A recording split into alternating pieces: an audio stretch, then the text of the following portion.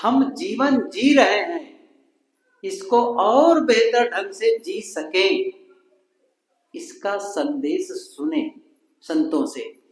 आप सभी खेत में जाते हैं काम करने के लिए, आप सभी में से कई लोग हैं जो दुकान करते होंगे, व्यापार करते होंगे, कुछ लोग नौकरी करते होंगे, बहुत से बच्चे पढ़ाई लिखाई करते होंगे और कुछ ऐसे भी होंगे जो पढ़ाने जाते होंगे। कहीं न कहीं काम में जाते हैं तो किसकी चर्चा होती है? केवल इसकी चर्चा होती है। किसानों की चर्चा होगी, इस साल फसल कैसी है, क्या है, ये दवाई डालनी है, ये खाद डालना है, वहाँ ऐसा है वैसा है, ये तो चर्चा होती है। और ये चर्चा गलत नहीं है। अपने फसल को अच्छी से अच्छी लाएं, अच्छी से अच्छी पैदावारी करें, इसकी चर्चा करना जरूरी और करते हैं। इसी प्रकार से बच्चे जब आपस में मिलेंगे पढ़ाई लिखाई की चर्चा करेंगे, शिक्षक मिलेंगे तो वो भी अपने सिलेबस की बातें करेंगे, स्कूल के संबंध में चर्चा करेंगे, व्यापार वाले व्यापार की चर्चा करेंगे।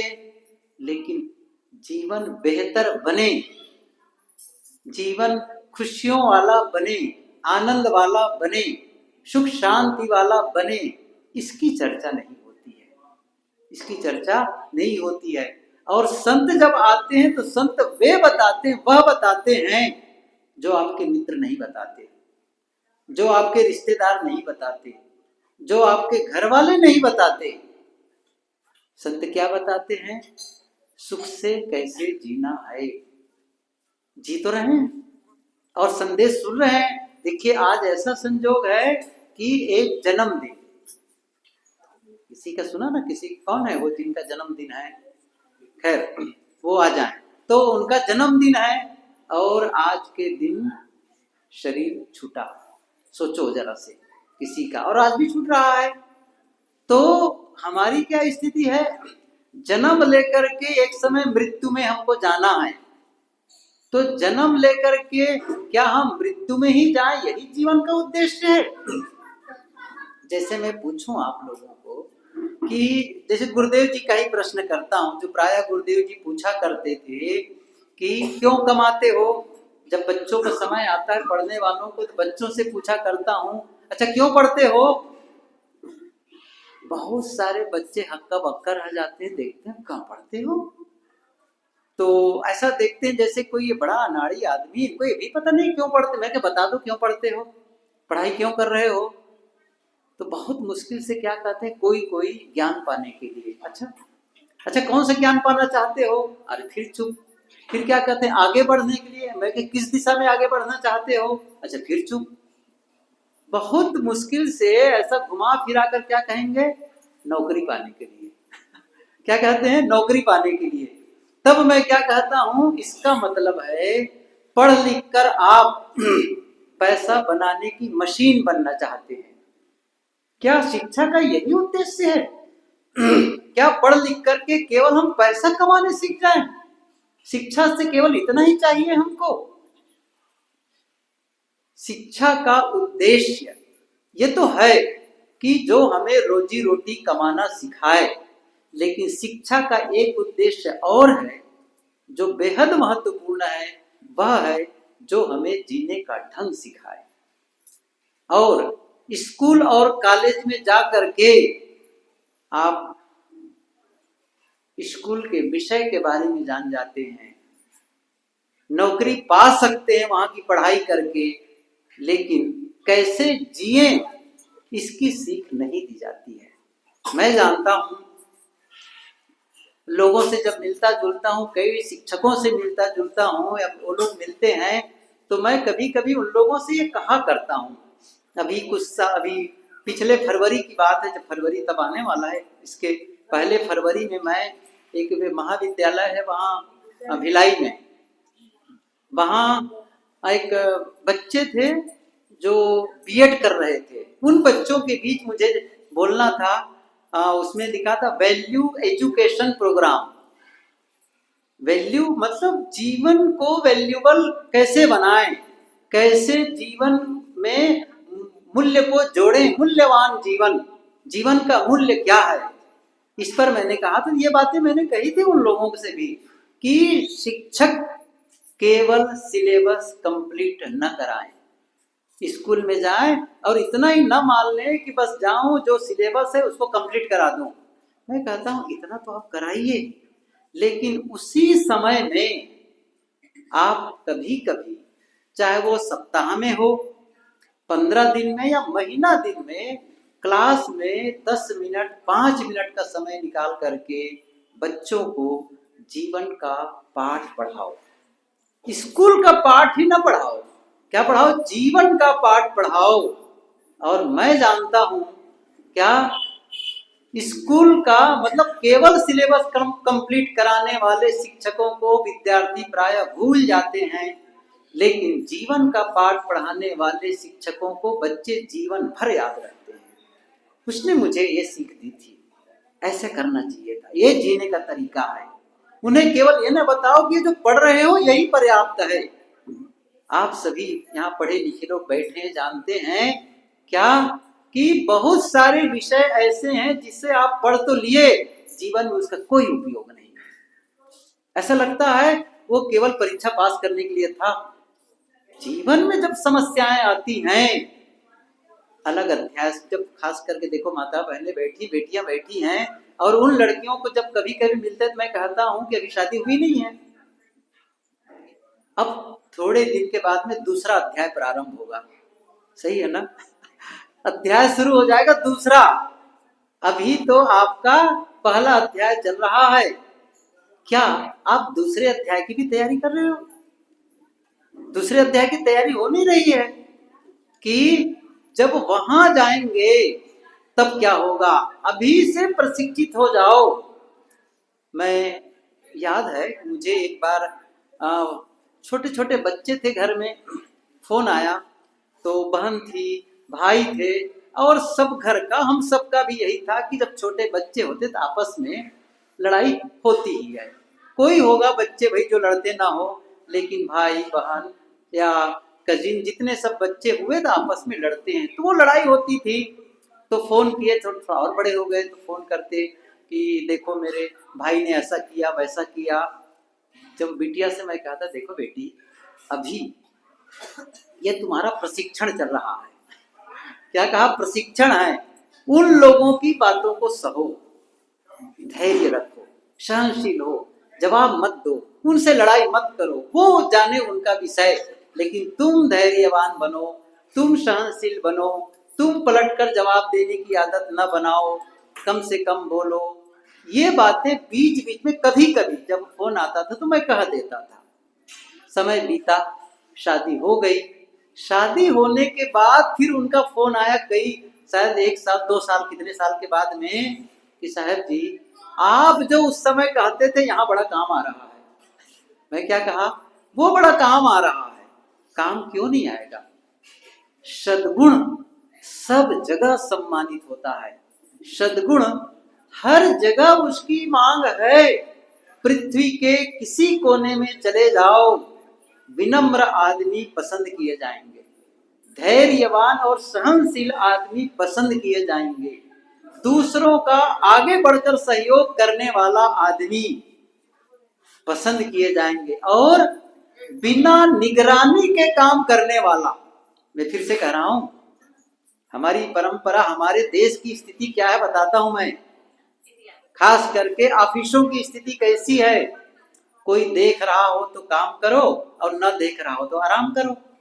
होता है कि नहीं होता है? और मैं क्या कह रहा हूं, बिना निगरानी के भी वह करना जो आपको सचमुच करना चाहिए। ऐसे लोग जहां भी होंगे उनकी मांग बनी रहेगी। जो दूसरों की गलतियों को क्षमा कर दे, अपनी गलतियों पर क्षमा मांग ले, ऐसे लोग सब जगह मांग होगी। समस्या क्या है? इसी की पढ़ाई नहीं होती है, इसी की पढ़ाई नहीं होती है। मैं क्षमावान कैसे बनूं, मैं धैर्यवान कैसे बनूं, मैं सहनशील कैसे बनूं, मैं किसी की गलत बात आए उसको भी कैसे सह सकूं, कोई कटु बोले तो भी मैं कैसे शांत रह सकूं, यदि उत्तर देना भी हो तो धीरे और मीठे शब्दों में दूं। उत्तेजित हो जाते हैं। इतना हम जानते हैं, बोलते हैं, इसके बावजूद जब सचमुच परीक्षा का वक्त आता है, जीवन की परीक्षा का, हम चूक जाते हैं। हम वही गलती कर बैठते हैं जिस गलती को न करने का निर्णय लिए रहते हैं। बाद में होश आता है, अरे ये मैंने क्या किया, ये तो बढ़िया अवसर था, यहां तो मुझे चुकना नहीं चाहिए था।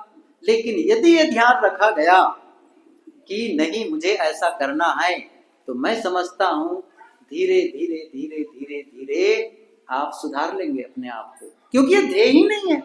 किसी बच्चे को नहीं बताया जाता है कि तुम क्षमावान बनो, विनम्र बनो, धीरे बोलने की आदत डालो, मीठे बोलने की आदत डालो। और आजकल की स्थिति क्या है बताऊं? अभी रक्षाबंधन के दिन पहली बार मैं अपनी चाचा की लड़की के यहाँ गया। वो जीवन में जब वो बहुत छोटी थी, जन्म भर ली थी, तब तक मैं घर छोड़ दिया था। जीवन में मेरे कलाई को राखी नहीं बांधी थी और अब की भी नहीं बांधना था। तो गया तो फिर बच्चे बैठे, बात किया, सब पढ़ रहे हैं इंग्लिश मीडियम, इंग्लिश मीडियम में सब पढ़ रहे हैं। कुछ बातें मैंने पूछी, सब चुप। फिर मैंने कहा इंग्लिश में तो पढ़ रहे हो, लेकिन न आपको कबीर का एक दोहा याद है, न तुलसी की एक दोहा का याद है, न सूरदास की कोई पंक्ति याद है, क्योंकि वो सिलेबस में ही नहीं है। दादाजी बैठे थे, मैंने एक बात कही, बोलने का तरीका कैसे, इस पर बात चलित बताया कि ऐसी वाणी बोलिए मन का आपा खोए, औरन को शीतल करे। पुराने पढ़ने वाले सबको याद है, सही एक नहीं है।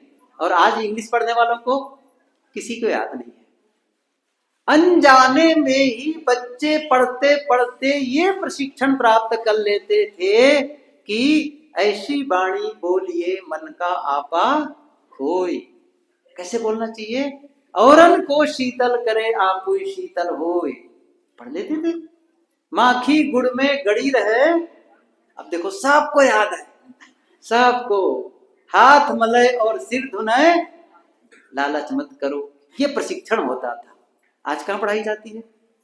आज सिलेबस से हटा दिए गए पुराने संतों का, वो सीख नहीं। इसलिए मैं कह रहा था अब जिम्मेदारी और बढ़ गई है। पढ़े कबीर की पंक्ति, बुरा जो ढूंढन मैं चला, बुरा न मिलिया। और कॉन्वेंट वाले से पूछो, वो मुंह देखते रहेंगे। आज बच्चे से कहो कहीं भाई 26 कलम ले आओ, या 26 क्या होता है? अच्छा 26 कहो सही है ना?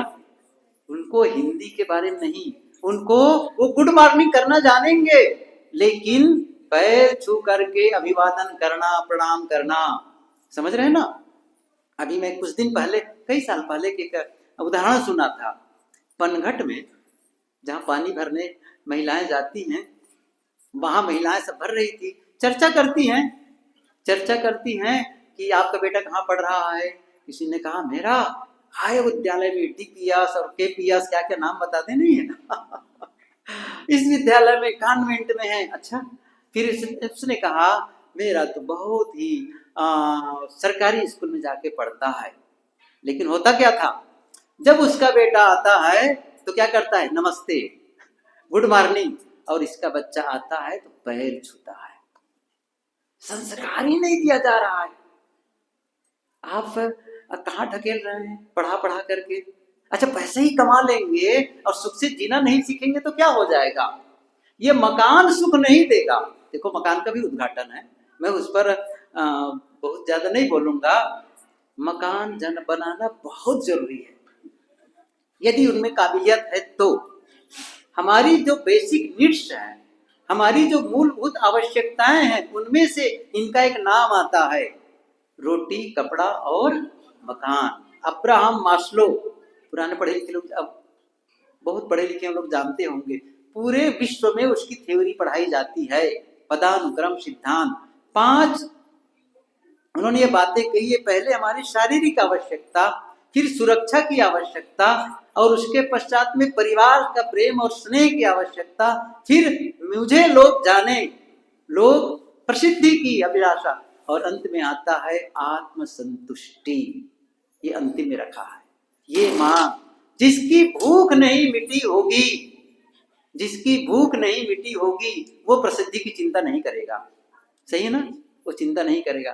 तो मैं कह रहा था कि ये बेसिक नीड्स है। हमें भोजन चाहिए, कपड़े चाहिए, मकान चाहिए, लेकिन जब यह सब हो जाए, जब मुझे पता है कि मुझे भोजन मिल रहा है और मिलेगा, मैंने ऐसी व्यवस्था कर दी और ऐसी व्यवस्था मेरी हो गई है मेरे घर में, चाहे मेरे परिवार की, चाहे मेरे पूर्वजों की कृपा हो या मैंने मेहनत की है, कुछ भी हो, मेरे पास इतना धन है कि मुझे भोजन की व्यवस्था हो रही है, कपड़े की व्यवस्था हो रही है और रहने की जगह मिल गई है। ये सब हो गया है। अच्छा, अब क्या करना चाहिए? अब क्या करना चाहिए? अब कम से कम सुख से जीना तो सीख जाओ। मैं कितनी बार बीच बीच में कहा करता हूं, योजना बनाते हैं आप लोग। किसकी योजना बनाते हैं? जैसे मकान बनाने की योजना। अब ये मकान जो अभी बना है, इसके पहले बहुत दिन तक योजना बनाए होंगे दोनों प्राणी ये लोग। नहीं, एक मकान, इस मकान को फिर से बनाना है, नया करना है, ये दिमाग में चला होगा। एक साल 2 साल तो चला ही होगा। बनाना है, बनाना है, ये योजना बनती रही। बिजली गई? अच्छा, इतना सुन लोगे, आवाज जा रही है? हाँ, कान खोल के रखना बस। योजना बनाते हैं मकान बनाने की, या फिर दुकान में और अधिक दुकान से फायदा मिल सके, इसके लिए भी योजना बनाते हैं, अर्थात व्यापार की वृद्धि के लिए योजना बनाते हैं। बच्चों की शादी विवाह की भी योजना बनाते हैं। अब बच्चा बड़ा हो गया है, बेटी बड़ी हो गई है, उसके शादी की भी योजना बनाते हैं। बच्चों को पढ़ाने लिखाने के लिए भी बनाते हैं। अच्छा, अब यहाँ तो पढ़ाई हो गई है, अब इनको कॉलेज भेजना है, अब उनको ट्यूशन के लिए या कोचिंग के लिए भेजना, ये सब योजना बनती है। कहीं घूमने फिरने जाते हैं, उसकी योजना बनाते हैं। योजना क्यों बनाते हैं ये बता देता हूँ। योजना की आवश्यकता क्या है? एक सूत्र सुन लो। पूर्व नियोजन खराब प्रदर्शन को रोकता है। पूर्व नियोजन खराब प्रदर्शन को रोकता है। यदि आपने पूर्व में योजनाबद्ध तरीके से काम शुरू किया है तो खराब प्रदर्शन नहीं होगा। और बिना योजना बनाए, बिना सोचे समझे आपने काम शुरू कर दिया, कोई भी काम बिना सोचे समझे, व्यापार शुरू कर दिए, बिना सोचे समझे आप मकान बनाना शुरू कर दिए, बिना सोचे समझे आप खेती करना शुरू कर दीजिए, और बिना सोचे समझे शादी कर लिए। सही है कि नहीं है? हुआ क्या? कमाई है नहीं है, माता पिता के बल पर शादी कर लिए।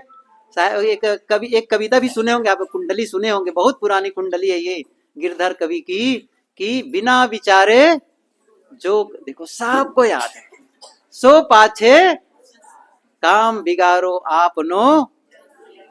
अच्छा, तो कैसे करना चाहिए? विचार करके। समझ रहे हैं ना? कितना सरल है जीवन को सुखमय बनाना, कितना सरल है जीवन को सुखमय बनाना। लेकिन हम में से अभी उनके पास आधा घंटा बैठ जाओ, दुखड़ा दुखड़ा दुखड़ा, क्या बताएं, बच्चे ऐसे हैं, कहा नहीं मानते, ये है वो है, पड़ोसी ये है, हमारे शिकायत के पूरा पुलिंदा ही खोल देते हैं। सुख से नहीं रह सकते हैं आप? क्यों नहीं रह पाते हैं? आखिर शादी किस लिए किए हैं? दुखी होने के लिए? लड़ाई झगड़ा करने के लिए? कमाल है। अच्छा, 7 फेरा लगाते समय ये संकल्प लिए थे, साल भर के बाद दोनों लड़ाई खूब करेंगे, संकल्प लिए थे क्या? लेकिन नहीं, बस शुरू। अच्छा, कब तक लड़ाई होती बताऊं? अच्छा बताओ, आप लोगों को पता होगा। ये मैं कहना चाहता हूँ, शादी हो गई 1 साल के बाद समझ लेना चाहिए। सही है कि नहीं भाई? दोनों का स्वभाव कैसा है, थोड़े दिन में समझे, साल भर में समझ जाए। अच्छा, साल भर में नहीं समझे, अच्छा 2 साल में समझ लो। अच्छा, बच्चे पैदा हो गए तब तो समझ लो, अभी भी समझ नहीं आ रही है। बच्चे बड़े हो गए तो भी लड़ाई चल रही है। कमाल है। कब समझोगे? और मैं बताऊं, ये नासमझी कब तक चलती है? एक उदाहरण बताऊं। अभी मैं मध्य प्रदेश में था कुछ दिन पहले ही, सच्ची घटना बता रहा हूं, मैं खुद बैठा वहां, यहाँ हमारे साथी संत लोग बैठे हुए थे, और उधर घर के लोग नीचे बैठे थे, भोजन हो गया था, पूजा करना था। तो गांव घर की जो माता जी थी, बूढ़ी हो गई थी, और बेटे बड़े हो गए थे, बेटे बहुओं से बड़े थे, तो बूढ़ी बैठी थी। तब एक कुर्सी उनके लिए और ला रहे थे, जो घर का जो मतलब जो बुढ़िया के उनके पति महोदय कहना चाहिए, बूढ़ा के लिए, बुजुर्ग, बहुत ही बूढ़ा भी नहीं हुए हैं, तब उन्हीं के बाजू में लगाने लगे। तो क्या कहती है, मेरे पास क्यों लगा रहे हो? मैं सच कह रहा हूँ और बताऊं, वो रामक वाले उनके पिताजी आ रहे थे बैठने के लिए, उनकी माँ ने कहा कि मेरे सामने मेरे पास क्यों लगा रहे हो, हटाओ दूर से यहाँ से। अच्छा फिर भी रख दिए, तो कुर्सी पकड़ कर ढकेले थोड़ा से, थोड़ा दूरी बन जाए कहा करके। मैं वही देखता रहा, इन्हीं के बाल बच्चे बैठे हैं सब लोग और अभी इस अवस्था में भी मतलब इतने मतलब दूरी बन गई है। मुझे एक उदाहरण याद आया, आप लोगों को सुना देता हूँ, वहां तो नहीं सुनाया क्योंकि पता नहीं बुरा लग जाए। 85 साल का एक बूढ़ा था, 85 साल का हो गया थी उसकी उम्र। घर में मंदिर बना के रखा था, देवी देवता उसके सामने हाथ जोड़ करके प्रार्थना करता, हे भगवान मैं अब इस संसार से ऊब चुका हूँ, ये घर गृहस्थी संभालते संभालते इस लड़ाई झगड़ा से ऊब गया हूँ, आप मुझे अपने धाम ले चलो। अच्छा एक दिन प्रार्थना किया, अगले दिन फिर वही प्रार्थना, ऐसा रोज वो सप्ताह भर से प्रार्थना करता रहा, हे भगवान मुझे अपने धाम ले चलो। अच्छा उसकी बूढ़ी भी जिंदा थी, वो भी 80 साल के लगभग हो गई थी, वो भी रोज 2-3 दिन से सुन रही थी कि भगवान मुझे अपने धाम ले चलो। अच्छा ये भगवान के धाम जाना चाहते हैं, वो भी पीछे आके एक दिन खड़ी हो गई, पीछे आकर क्या कहती है, भगवान मुझे भी अपने धाम ले चलो। तो बूढ़ा देख कर कहता है उसको, अच्छा ये भी जाएगी, तो भगवान मुझे मत ले चलना फिर ये जाएगी ना तो फिर क्या मतलब है, तो वहां भी लड़ाई करेगी। इतनी उम्र में नहीं समझ पाए हो। मेरा निवेदन क्या है, ये इसकी न पढ़ाई होती है, न इसके बारे में परिवार में चर्चा होती है, न इसके बारे में समाज और गांव में चर्चा होती है। रिश्तेदार भी आएंगे तो यही पूछेंगे, भैया आपका धान पान कैसा है, बच्चों की पढ़ाई लिखाई कैसी है, अच्छा नौकरी मिल गई तो जहाँ बाहर की आमदनी मिल रही कि नहीं मिल रही है, ये नहीं पूछेंगे। आपका मन प्रसन्न रहता है, सुख की नींद सो पाते हो, खुश रहते हो अपने लोगों से, आपके बच्चे खुश रहते हैं आपसे, और आप अपने बच्चों से खुश रहते हैं, नहीं, पति पत्नी दोनों प्रसन्न रहते हैं, कभी चर्चा नहीं होती इसकी है। और नहीं है तो क्यों, और होना कैसे चाहिए, इन सारी बातों की चर्चा सत्संग में होती है, संत बताते हैं, सदग्रंथों में लिखी होती है, लेकिन सदग्रंथ न पढ़ने की कसम खा लिए हैं। मैं सही बता रहा हूं, यहाँ जितने लोग बैठे हैं ऐसा कोई नहीं होगा जो स्कूल नहीं गया है, शायद 1-2% निकल जाए, लेकिन स्कूल की पढ़ाई पूरी हुई है, उसके बाद 10 पुस्तकों को जो जीवन को सुंदर बनाने वाली पुस्तकें हैं, कितने लोग पढ़े होंगे, शायद कोई, बहुत कम। अर्थात पुस्तक न पढ़ने की कसम खा लिए हैं। क्यों, अच्छी बात मिलती है ना उसमें, उसको नहीं पढ़ना है। टीवी देखने का समय उनके पास है, और आजकल टीवी तो कहना ही बेकार है अब सही है ना। मोबाइल एडिक्शन, शराब से भी बढ़कर मोबाइल का एडिक्शन है, लत है। शराब तो आदमी कभी कभी पीता है, दिन में 1-2 बार पिएगा, और मोबाइल बताऊं, सुबह सबसे पहले नींद खुली माता पिता के दर्शन करने जाते हैं, आप बताओ मुझे किसका दर्शन करते हैं, मोबाइल। और रात में बिस्तर पर जाएंगे तो किसको प्रणाम करते हैं, समझ रहे हैं कितना बड़ा एडिक्शन है, सबको पता है। और आजकल की दशा क्या है, जब घर का बुजुर्ग का मोबाइल बिगड़ता है तो किसके पास ले जाते हैं, अपने पोते के पास में, तू बना देते रहे, इसको क्या हो गया है, क्या हो गया, वो बनाना सीख गया है, इसको ठीक कर देता है।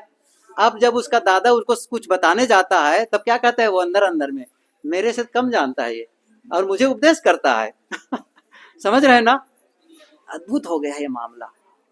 नहीं, ये बच्चों को, छोटे बच्चों को मोबाइल देना बंद कर दो।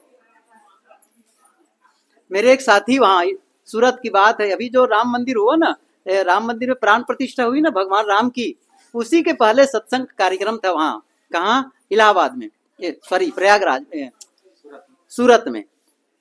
तो मेरे एक साथी प्रवचन में बोल रहे थे, राम मंदिर में राम की मूर्ति की प्राण प्रतिष्ठा होने वाली है, लेकिन क्या प्राण प्रतिष्ठा होने से हमारे देश में राम राज्य आ जाएगा ये उसने बातें कर रहे थे प्रवचन में। तो कहा कैसे आएगा, तो जैसे राम ने त्याग दिया था राज्य को, भरत ने त्याग दिया था राज्य को भाई के लिए, ये जब त्याग भाव आएगा दूसरे के, मतलब अपना धन को छोड़ने के लिए राजी हो जाओगे अपने भाई के लिए, तब जाकर के राम राज्य आ सकता है आपके परिवार और घर में और समाज में। ऐसा संजोग उनके प्रवचन के बाद मेरा नंबर लगा। मैंने कहा ये धन संपत्ति और राज्य को छोड़ करके छोड़ने की बात कह रहे हैं ना, इसको तभी हम बाद में देख लेंगे।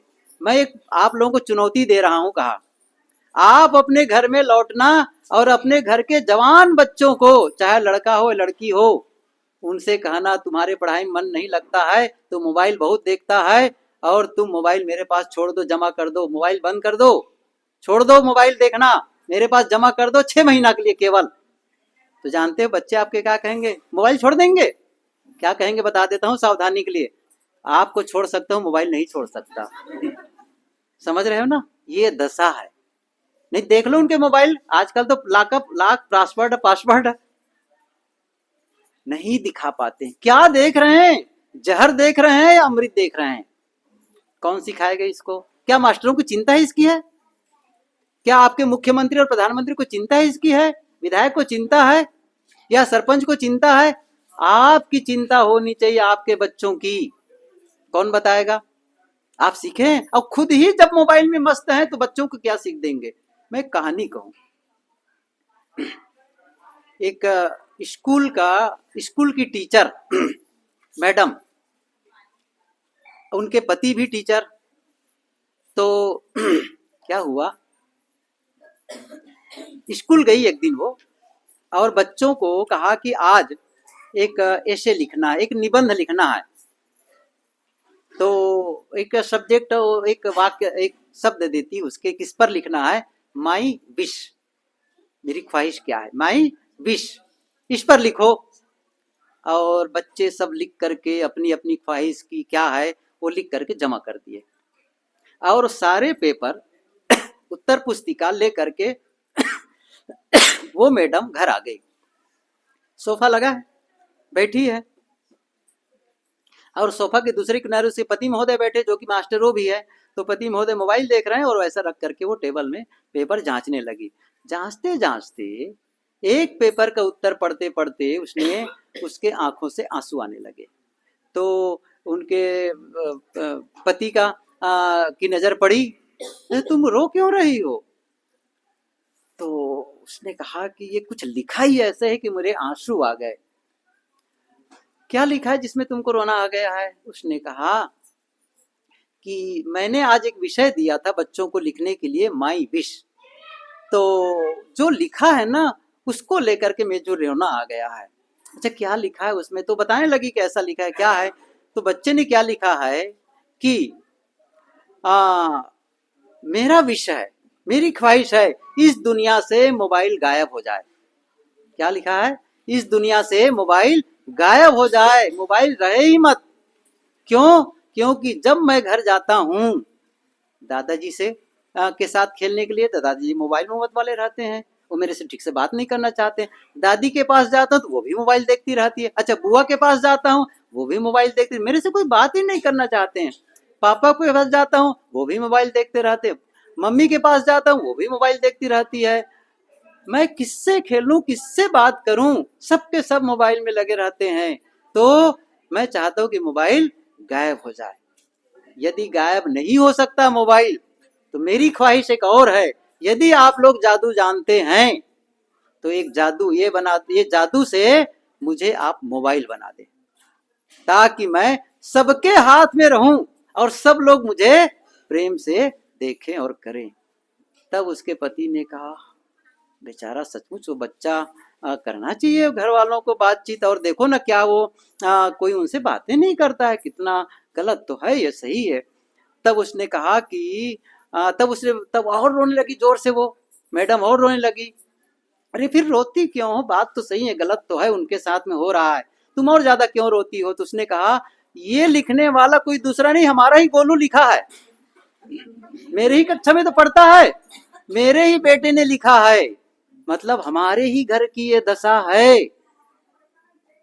मोबाइल से चिपक करके न घर वालों का सुधार होने वाला है, न बच्चों का सुधार। मैं नहीं कह रहा हूं कि मोबाइल को हटा दो, मैं ये जादू नहीं कहना चाहता हूं, मोबाइल हो लेकिन बच्चों को संभालो इन सब चीजों को लेकर के। इसका प्रशिक्षण क्या टीचर देते हैं आपके? कौन बताता है? बच्चों से पिंड छुड़ाने के लिए मोबाइल दे देते हैं ताकि वो खेले। सही है कि नहीं है? आपके पास समय नहीं है थोड़ी सी उस बच्चों के साथ बातचीत करने का, किस दिशा में ले जा रहे हैं? और वही में क्या देखते हैं? मार धाड़, लड़ाई झगड़ा। अरे बच्चे देखते हैं वो क्या करते रहते हैं, कार को टकरा रहे हैं। मैंने कभी देखा नहीं उस चीज को। कभी वहां दौड़ा रहे हैं, कभी शूटर से बंदूक चलवा रहे हैं जगह जगह। अब हर समय जो शूटिंग करते रहोगे तो एक दिन घर में भी शूटिंग करोगे ना, शूट करोगे, घर में भी मार धाड़ करोगे। अंदर क्या ये आप क्या समझ रहे हैं? लगातार आप मैसेज क्या डाल रहे हैं भीतर, जो आप नकारात्मक लड़ाई झगड़ा मार पीट अश्लील। और बच्चे धीरे धीरे करके इतने अश्लील दृश्य देखने लग जाते हैं, वो ऐसा जिसको पोर्नो कहते हैं, साइट कहते हैं, उसमें चले जाते हैं। और कितने बच्चे, छोटे बच्चे आत्महत्या करने की सूचना मिली है, मैंने सुना है, सच्ची घटना। क्योंकि पैसे आजकल फ्रॉड चलता नहीं, साइबर क्राइम वाला, वो बच्चों को फंसा लेते हैं और ऐसा करते करते पैसा लेने लग जाते हैं और उनके पास होता नहीं है। ये दशा आ गई है। तो जितना नुकसान ये शराब नहीं कर रही है, उससे ज्यादा नुकसान ये मोबाइल कर रही है। मैं इसलिए बताना चाहता हूं कि आप ये सब नहीं देखेंगे, वही देख करके लोग, बच्चे गलत खाना पीना शुरू कर देते हैं। ये गुटखा पान मसाला और क्या क्या खाने लग जाते हैं। आप लोगों की जिम्मेदारी है, जो समझते हैं। क्या जिम्मेदारी है? सही रास्ते पर चलो, सदगुरु कबीर के सिद्धांत को समझो। और नहीं समझते, उसी में सब कितने सब मोबाइल में एडवांस हो गए, सब चीज में एडवांस, लेकिन वही अभी भी दुआ तबूज मंत्र जंतर तंत्र मंत्र, ये टोना टोटका में अभी भी उलझे हुए हैं। और अभी भी कईयों के पैर में अभी देखोगे ना तो काला धागा मिल सकता है, काला धागा मिल सकता है। महाभ्रम और अंधविश्वास में कबीर साहब के विचारों को पढ़ करके आप भ्रम और अंधविश्वास से पार जा सकते हैं। कबीर साहब के विचारों या संतों के विचारों को पढ़ेंगे तो सही जीवन जीने का तरीका मिलेगा, सद्गुणी जीवन जीने का तरीका मिलेगा, सदाचारी जीवन जीने का तरीका मिलेगा, आत्मज्ञानी होने का तरीका मिलेगा। संतों के प्रति प्रेम बढ़ेगा, भक्ति बढ़ेगी, आपस का पारिवारिक प्रेम बढ़ेगा, आपस के रिश्तों में मधुरता आएगी। और आप जैसा आपका धन है, जैसा आपका घर है, वहां आप सुख शांति का जीवन जी सकते हैं। कोई बात नहीं हमारा मकान बड़ा नहीं है, कोई बात नहीं हमारे पास 4 व्हीलर नहीं है, या हो सकता है मोटरसाइकिल भी ना हो, साइकिल तो है। जो है आपके पास उसमें आप संतुष्ट रहना शुरू कर देंगे, जो मिलता है उसमें आप संतुष्ट जीवन जीना शुरू कर देंगे। और मेहनत करेंगे, आपस में प्रेम से रहेंगे, पति पत्नी प्रेम से रहेंगे, पिता पुत्र प्रेम से रहेंगे, भाई भाई प्रेम से रहेंगे। निवेदन, देखो मैसेज तो साफ है, इतनी बातें आप लोग जो समझ सकें उसी शैली में बताया, सरल ढंग से। जो नहीं कम पढ़े लिखे हैं वे लोग भी समझ लें और जो बहुत ज्यादा पढ़े लिखे हैं वो भी समझ लें, कोई फर्क नहीं है उससे। तो मेरा बस इतना ही निवेदन है। मैं बीच में एक आप लोगों से कहा था कि बहुत सारी योजनाएं बनाते हो, कहा था बहुत सारी योजनाएं बनाते हो, एक योजना और बना लो। मेरी बात आप लोगों तक पहुंच रही है, एकता तक पहुंच रही है? एक योजना और बना लो। क्या योजना? सुख शांति से कैसे जिएं, सही है ना? सुखमय जीवन कैसे जिएं, आपस में रिश्ते, जो हमारे रिश्ते हैं उसमें मधुरता कैसे आए, इसके लिए भी योजना बना लो। मेरा मन प्रसन्न रहे, खुश रहे, शांत रहे, इसकी भी योजना बना लो। सुंदर स्वास्थ्य की योजना बना लो, मैं स्वस्थ जीवन जीऊं, मेरे संबंध प्रेम पूर्ण हो, मेरा मन शांत हो और मैं अपने धन को और अधिक बढ़ा सकूं और प्रगति कर सकूं आर्थिक स्थिति को। इसके लिए मैं कैसे करूं? अपने धन को बढ़ाने का प्रयास करो, अपने स्वास्थ्य को सुंदर बनाने का प्रयास करो, संबंधों को सुधारने का प्रयास करो और मन को शांत और प्रसन्न रखने का प्रयास करो। और इसके लिए आवश्यक होगा सत्संग से जुड़ना। और इस प्रकार के आयोजन जो छोटे ही क्यों न हो, चाहे छोटा हो बड़ा हो, संत जन संदेश देते हैं। सुखी जीवन जीने का, आपस में प्रेम को बढ़ाने का ये संदेश देते हैं। किसी की वस्तु को देख करके, किसी के बड़े मकान को देख करके न हमें ललचाना है, न हमें ईर्ष्या करनी है, वो उनकी काबिलियत। खुश रहो, खुश रहो। मेरी काबिलियत के अनुसार मुझे मिला है। यदि मुझे और ज्यादा चाहिए तो मैं अपनी काबिलियत बढ़ाऊं, अपना परिश्रम बढ़ाऊं, अपने फालतू खर्चे बचाऊं। आजकल क्या हो गया है बताऊं? दो चीजें हमारे देश को बहुत ही ज्यादा भटका रही हैं। कई चीजें हैं वैसे तो, मैं प्रायः कहा करता हूं, ये जो राजनेता और धर्म नेता, राजनेता और धर्म नेता, ये राजनेता और धर्म नेता ही सही हो जाएं तो हमारा देश फिर से सोने की चिड़िया बन सकती है। लेकिन दोनों ये कभी नहीं चाहते कि यहाँ के लोग बुद्धिमान बने, यहाँ के लोग समझदार बने, यहाँ के लोग सही धार्मिक बने। क्या बनाते? अंधविश्वासी बनो, झूठी बातें फैलाओ और लोगों को लूटते रहो, गुमराह करते रहो। सभी आप लोग भी सुनने जाते हैं, एक लोटा जल और देख रहे हो समझ रहे ना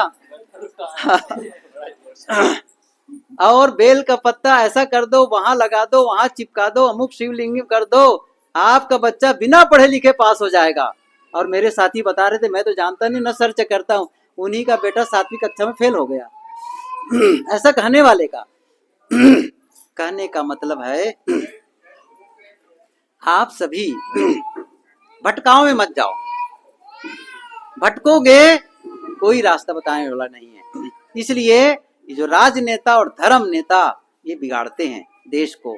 सही धर्म के पीछे आओ, सत्संग के पीछे आओ, संत जन सही बात बताते हैं तो सुखी जीवन जीने का तरीका संत बताते हैं, उस पर आओ। और ये छोटे मोटे जो आयोजन होते हैं हमें सही जीने का तरीका बताते हैं। और सत्संग न मिले, सत्संग का अवसर न मिले तो मैं उपाय बताता हूं जो घर बैठे सत्संग का लाभ ले सकते हैं। वो क्या है? यदि आप बहुत ही ज्यादा व्यस्त हैं तो किचन में काम करते करते मोबाइल को चालू कर दो, किसी भी संत के प्रवचन चला दो, भजन सुन लो, आपका काम भी होता रहेगा, 2-4 बातें कान में अच्छी जाएंगी। समझ रहे हैं ना? आप झाड़ू लगाते हुए एक छोटा सा डब्बा रख दो, पेन ड्राइव डाल दो और सुंदर सुंदर प्रवचन सुनने लग जाओ। झाड़ू पोछा का भी काम हो रहा है, बर्तन मांजने का भी काम हो रहा है और आपके भीतर में अच्छे अच्छे विचार जा रहे हैं और अनचाहे भी आपके घर वाले सुनेंगे मुझे याद है कि एक बहन कोई बताई, कई साल पहले एक बात है, मेरा प्रवचन, वो पहले मेमोरी चलता था, सीडिया मेमोरी, वो लगा देती थी मेरा प्रवचन। उनके पति बिल्कुल न्यूट्रल, बल्कि बड़ा उदासीन, उससे बेरुखी था वो सत्संग से। तो ऐसा वो रोज करती थी। अब उनके पति महोदय नहीं चाहने पर भी आवाज जाती ही थी जो प्रवचन चल रहा था उसको।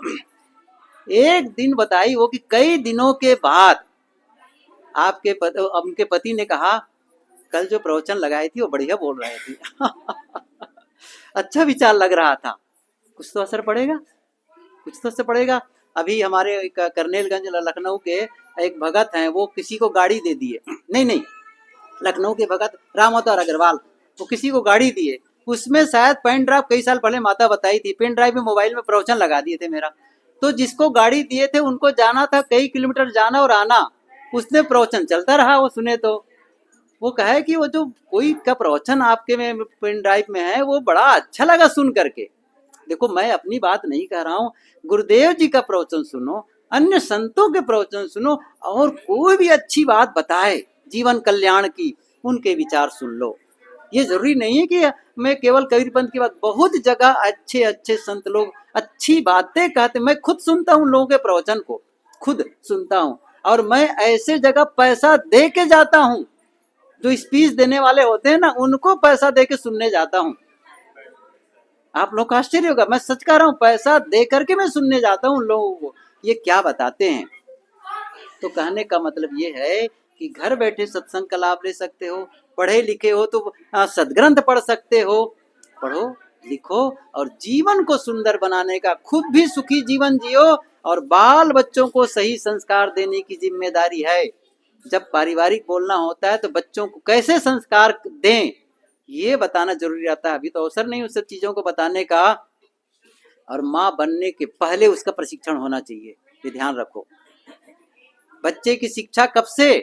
उत्तर देने वाले ने कहा, गुरुदेव जी कहा करते थे बच्चे के जन्म के 20 साल पहले से। अरे अभी तो बच्चा ही जन्म ले लिया, किसी उसकी शिक्षा दें? तब कहा गया जो युवक युवती जैसा बच्चा चाहते हैं वैसा ही होने की तैयारी 20 साल पहले से कर दें। जैसा सांचा होगा ईंट वैसे ही होगी। क्या डाल रहे हो भीतर, कैसे संस्कार भर रहे हो? खुद ही गलत हो जाओगे तो बच्चे को सही नहीं बना सकते। खुद सही रहकर बच्चों को सही बना सकते हो। और बच्चे आपके भविष्य के ये निधि है, खजाना है, वो लौटा करके देंगे। इसलिए ये ध्यान रखो। आप सबको बहुत बहुत धन्यवाद। माता जी को बहुत बहुत शुभकामना। जब तक जिए सुख से जिए, जब तक जिए स्वस्थ होकर के जिए।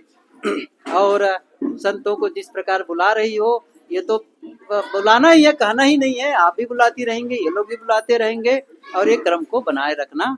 ढेर सारी आप लोगों को शुभकामना। और नया साल आपको ढेर सारी शुभकामनाएं कि आप स्वस्थ रहें, प्रसन्न रहें, और जिस लक्ष्य की ओर बढ़ रहे हैं उस लक्ष्य को अचीवमेंट करें। बहुत बहुत शुभकामना।